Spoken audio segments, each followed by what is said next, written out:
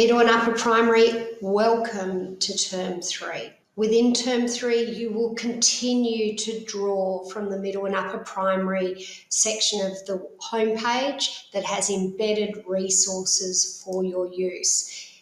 In terms of planning, remember this diagram represents your Tier 1 students, where students are where they should be, a little bit above, a little bit marginally behind, but Year 3 should be located in this band, Year 4, Year 5, Year 6, the Tier 1 students. Inevitably, there will be Tier 2 students marginally behind that, a stage or two, Tier 3 students, 3, 4 stages significantly behind their age-matched peers. Remember, the teaching sequence manual and the outlines is for your Tier 1 students and not for your Tier 2 and 3 students. So here we have Year 3, Term 3, a Year 4, Term 3, a Year 5, Term 3, and a Year 6, Term 3 outline.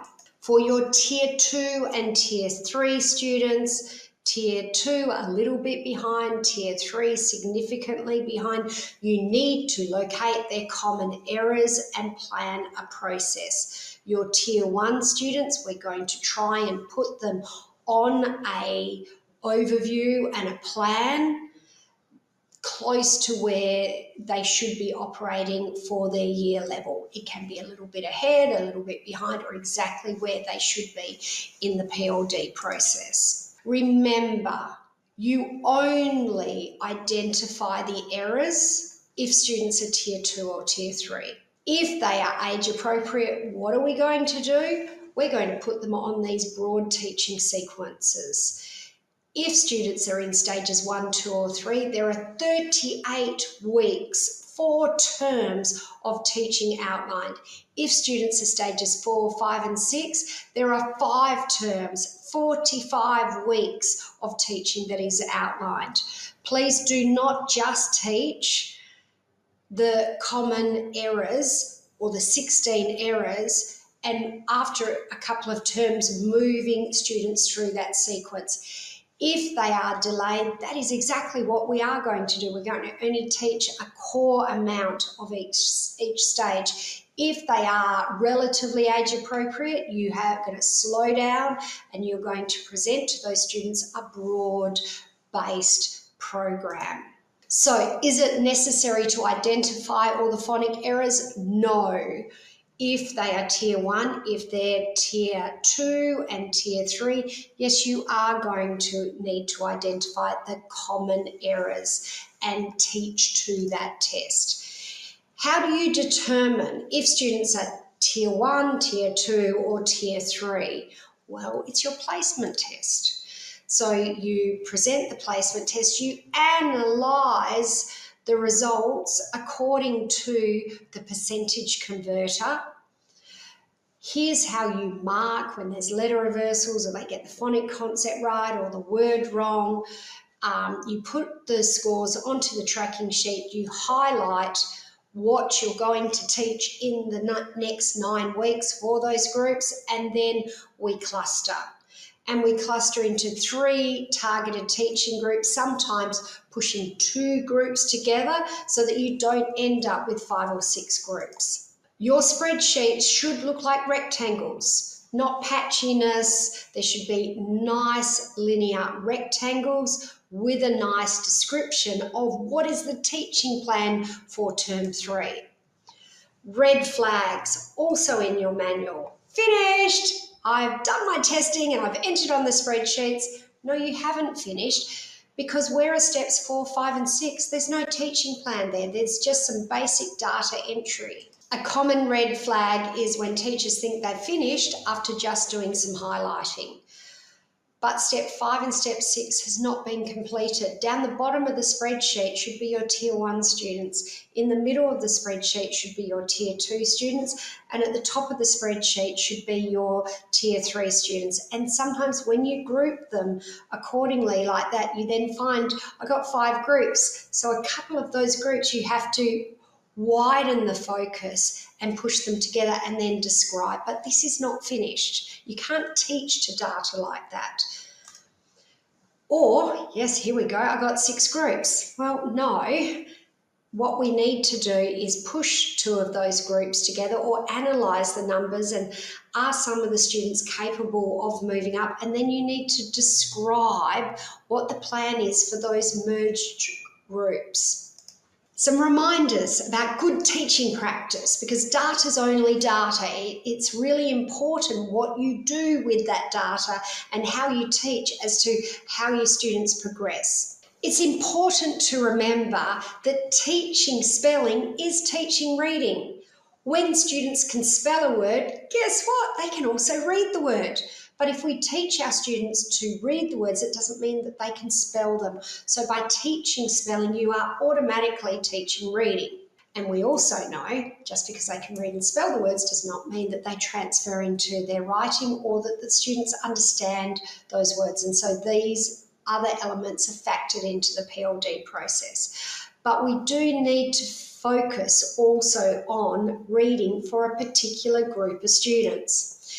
In your middle and upper primary teaching sequence manual, there is a really important page on how do you manage when you've got students that are operating at a junior primary level in a middle and upper primary class, and what is the common situation 1 and the common situation 2 that is recommended by PLD. For these particular students that are spelling at a junior primary level, we need to check on their reading. They may also be reading at a junior primary level, or some of the students might be spelling at a junior primary level, but their reading's actually quite good.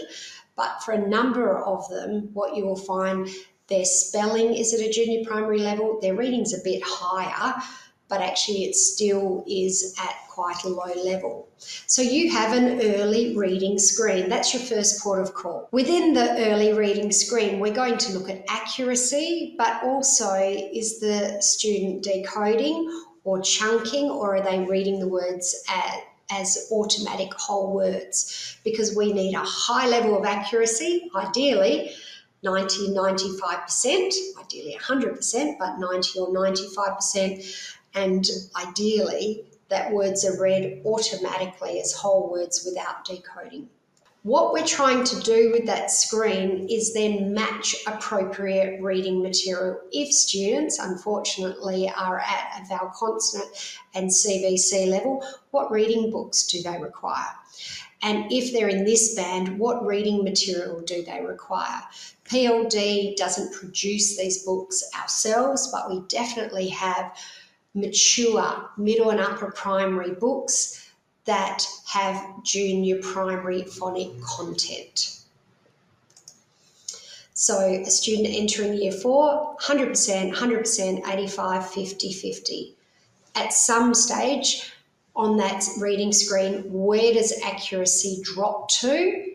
And what's your plan? Where are you going to start to target somewhere in this realm or something, or even in these 2 realms? We're looking for reading material, and then to assess next term, and hopefully those numbers have moved. You have the option of using the phonic dictation passages for repeated reading. Monday, Tuesday, Wednesday, Thursday. Short reading passages to read at home during the week, or 2 readings on a Thursday, 2 readings on a Friday within the class process, and then engaging in that phonic dictation. Or you have the option of applying decodable reading material. Once students can read through that screen, there is one final check, and it's a words read correctly in 1 minute. So it's a really quick screen. And as long as the material has never been read before, you're to explain to students, I don't want you to do your fastest reading. What I'm looking for is your best reading, your most fluent reading, your most expressive reading. But read as best as you can, and I'm going to record it. And when the buzzer goes off, guess what? We're going to stop. But what I'm going to do is count up in that 60 seconds, how many words did you read correctly? PLD has a video with 2 demonstrations, one of a student reading stage 3 phonic dictation passages and the other one in which the student is reading a graphic novel, and it's one of the back chapters they haven't got to yet that they read for 60 seconds. At the end of year 1, children should be reading 60 words correct per minute. End of year 2, 90 to 100 words correct per minute. Year 3 to 6, we're looking at 100 to 120 words correct per minute. And skilled adult readers should be reading around 180 words correct per minute. If we're getting that speed, that accuracy, that fluency, comprehension is maximised. As soon as we have a reduced rate of reading and reduced words correct read in a minute, comprehension is compromised. A few reminders on spelling and speech sound mapping. It's important Monday, Tuesday, Wednesday that you explain and teach 4 words, 4 words and 4 words. You're going to explain what is the grapheme, what's the digraph, the trigraph, the syllable unit, the morpheme unit. You're going to sound out those words either in phonemes or in syllables. And for each of those 4 words, it's important to revise their vocabulary, particularly the tricky words. Speech to print, twilight, and then speak it, twi, and map it, light. The word is third, d. The word shed, shed, sh, and the d sound. This then, when students go back to their seats, they either engage in the Elkonin boxes and the alternating colours once or double time or triple time. The word might be delay with a schwa, but using our spelling voice, d-e, l, and the a that's at the end of word, d-e, l, a, d-e, l, a, and now we're going to map it, d-e, l, and the a sound. A reminder on the dictation at least once to twice a week. If students are operating in stages 1 or 2, there are 2 readings on a Thursday and 2 readings on a Friday, or it can be engaged in that home process where home helps prepare the students for the Thursday and Friday rewriting by reading on a Monday, a Tuesday, a Wednesday and a Thursday.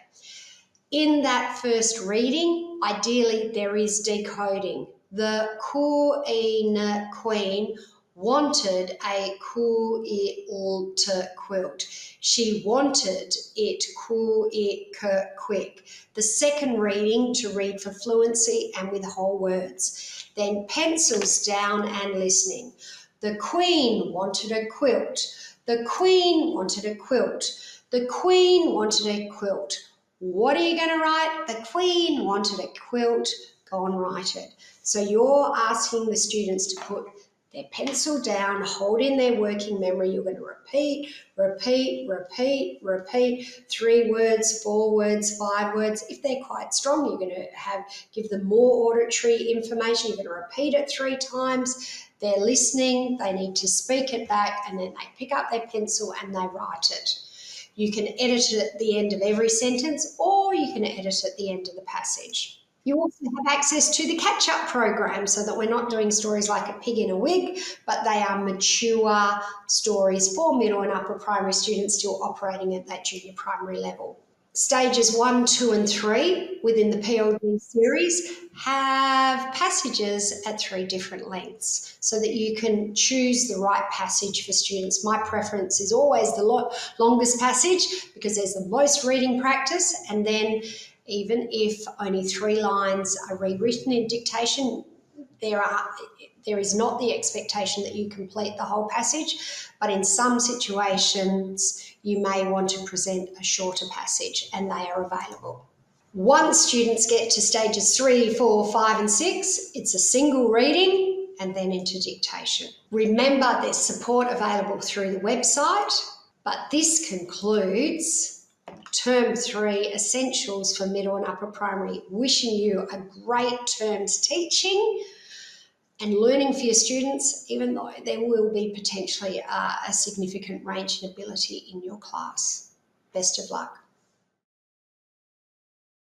If you found this information useful, don't forget to click the subscribe button and check out our related videos shown here. If you have any questions or feedback, please add them to the comments below and we'll be sure to respond.